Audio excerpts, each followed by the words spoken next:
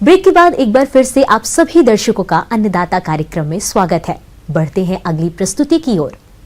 किसान भाइयों, इस साल सूखा चारा काफी महंगा है, इसलिए सूखे चारे की बढ़ती कीमतों को देखते हुए जिन किसानों ने हरे चारे वाली फसलों को लगाया है, उनकी चारा वाली फसलों में अधिक तापमान के कारण कभी-कभी एक प्रकार का जहरीला रसायन बनने लगता है, जिसे यदि पशु खाता है तो उसके लिए ये हरा चारा घातक बन जाता है।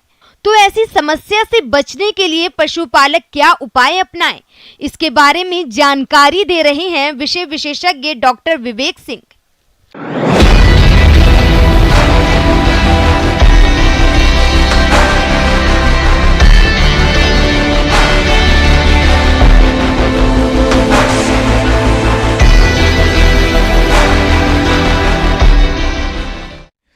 चारा विषाक्तता जो है पशुओं के लिए, हरा चारा का जब हम बुआई करते हैं, ग्रीष्मकालीन बुआई, जैसे ज्वार की फसल की बुआई कर रहे हैं चारे के लिए, तो उसमें उसका उचित प्रबंधन ना होने के कारण उसमें नाइट्रेट और साइनाइड की पॉइजनिंग आ जाती है, जो नाइट्रेट और साइनाइड इकट्ठा हो जाता है।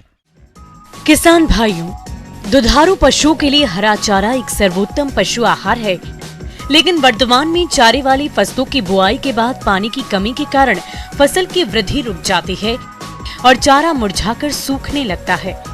इस तरह अविकसित और मुरझाए हुए चारे में जहरीले तत्व बन जाते हैं, जिसको खाने से पशुओं में आहार विषाक्तता बढ़ जाती है और पशु की मौत भी हो सकती है। जब वो किसान भाई देखेंगे कि हमारे खेत में पानी की कमी है, पत्तियां सूख रही हैं, तो उसको देखकर वो अनुमान लगा सकते हैं कि हमारे खेत में ये स्किन नाइट्रेट या साइनाइड यानी जो है चारा विषाक्तता जिसे कहते हैं साधारण भाषा में, वो हो रही है। ये होता है मुख्य रूप से कि जब फसलों में समय से पानी ना चल पाना और अत्यधिक गर्मी का होना, ये इसके कारण है। और इसका जो ये विषाक्तता का दूर करने का है, इसके लिए आप समय से शस्य क्रियाएँ जो होती हैं, जैसे पानी चलाना, ये समय समय पर पानी देने से ये कम हो जाती हैं। इसके अलावा आप खेत में उचित नमी की दिशा में चारे की कटाई करें। कटाई सुबह के समय करें और पशुपालक भाई अपने पशुओं को बासी चारा बिल्कुल भी ना खिलाएं। अगर हमारे किसान भाई इन पहलुओं पर ध्यान देते हैं तो वो अपनी चारे वाली फसल को काफी हद तक विषाक्त होने से बचा सकते हैं। और इसके लिए अगर विषाक्तता है तो आप उसको इन साइलेज के माध्यम से, मतलब साइलेज बनाकर ये विषाक्तता आप कम कर सकते हैं। और दूसरा है कि ये कभी भी इसको सीधे पशुओं को मत दीजिए, उसको काट के उसमें कुछ और फीड मिलाइए, जैसे भूसा है, भूसा मिलाकर खिलाइए, तो जिसमें उसमें साइनाइड और नाइट्रेट पॉइजनिंग नहीं रहती है, उस फसल के अवयव के साथ इसको मिला के आप खिलाएंगे तो ये विषाक्तता कम हो जाएगी, जिसका पशुओं पर कोई प्रतिकूल प्रभाव नहीं पड़ेगा।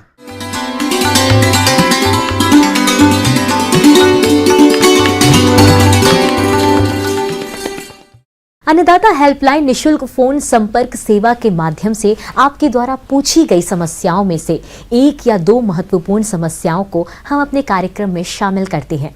इसी के तहत आज की चयनित समस्या और उसका जवाब इस प्रकार है। अन्नदाता निशुल्क फोन संपर्क सेवा के माध्यम से पूछे गए प्रश्नों में से आज हमने जिस प्रश्न को कार्यक्रम में शामिल किया है उसे पूछा है ग्राम अम्बेरी, जिला उदयपुर के कृषक नरेंद्र सिंह ने। ये खरगोश पालन के बारे में संपूर्ण जानकारी चाहते हैं। तो नरेंद्र सिंह जी, आपकी जानकारी के लिए प्रस्तुत है कार्यक्रम का ये अंश।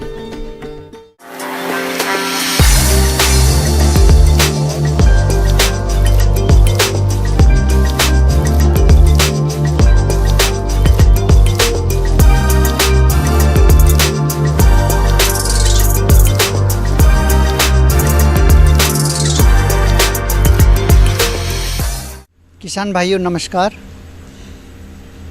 पशुपालन में खरगोश पालन एक नया तो नहीं कहेंगे, एक पुराना विषय है, लेकिन यह एक ऐसा विषय है जब किसान इसको अपनाते हैं तो काफ़ी लाभ प्राप्त कर सकते हैं। हम अपने घर में, हम अपने घर के पिछवाड़े में या हम अपने बड़े फार्म में भी इसका पालन कर सकते हैं। खरगोश चूँकि बहुत ही प्यारा पशु है और इसको मुख्यतः मांस के लिए एवं इसको ऊन के लिए, रेशे के लिए और चमड़े के लिए पाला जाता है। अब प्रजातियों की अगर बात करें तो प्रजातियां ऐसी आप रखेंगे जो आपको बाजार में मूल्य दें और उसको बेचने में आसानी हो। आमतौर पर खरगोश की दो नस्लें होती हैं। पहली मांस उत्पादन के लिए, दूसरी ऊन उत्पादन के लिए। मांस वाली प्रमुख हैं जैसे New Zealand white, Soviet chinchilla, black giant, grey giant इत्यादि।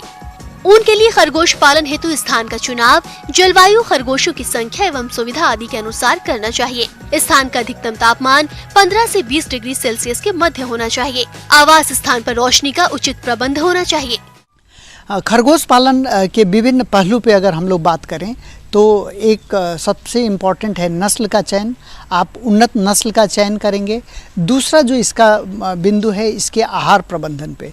आहार प्रबंधन में आप किचन वेस्ट, वेजिटेबल्स अगर आप खेती करते हैं तो वेजिटेबल वेस्ट, साग सब्जियों का जो बाई प्रोडक्ट है या जो वेस्टेज है उसका हम लोग इसमें शामिल कर सकते हैं। फ्रूट्स फल शामिल कर सकते हैं।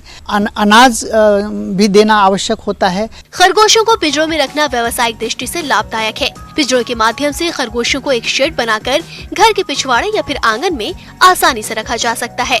पिंजरों को जमीन से लगभग 1 मीटर की ऊंचाई पर रखा जाना चाहिए ताकि उनके नीचे से मल मूत्र की सफाई ठीक प्रकार से हो सके।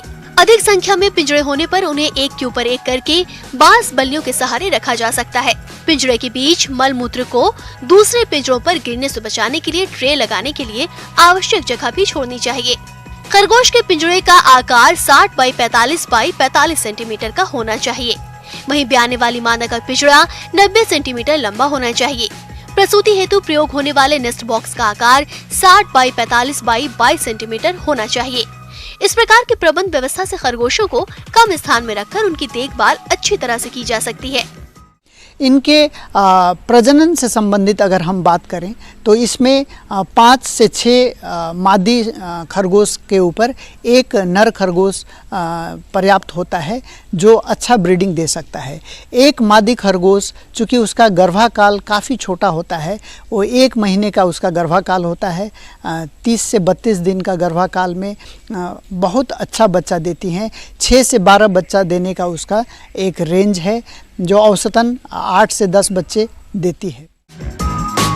व्यवसायिक स्तर पर खरगोश पालन में प्रजनन व्यवस्था का विशेष महत्व होता है। एक खरगोश का गर्भकाल 30 से 32 दिन का होता है तथा प्रसव के दूसरे दिन ही मादा खरगोश को पुनः गर्भित करवाया जा सकता है। परंतु सामान्य दशा में मादा खरगोश से बच्चों को अलग करने के उपरांत ही पुनः गर्भित करवाना चाहिए। इस प्रकार एक मादा खरगोश से 1 वर्ष में 5 से 6 बच्चे प्राप्त कर सकते हैं तथा प्रत्येक व्यांत में 6 से 7 बच्चे प्राप्त किए जा सकते हैं। और उसके जो चैम्बर में उसका जो कक्ष है उसमें एक छोटा बक्सा नुमा जरूर रख देंगे ताकि जब बच्चा होने के बाद उसमें हम लोग रख सकें बच्चों को। एक खरगोश जो परिपक्व है जिसका वजन 3 से 4 किलो हो चुका है उसको हम लोग मार्केट में 500-600 रुपया तक में भी बेच सकते हैं। तो आप सोच सकते हैं कि एक अच्छी आमदनी का स्रोत खरगोश साबित हो सकता है। तो किसान भाइयों, अपने इस नए व्यवसाय को आप अपना के स्वरोजगार की तरफ आप अग्रसर हो सकते हैं।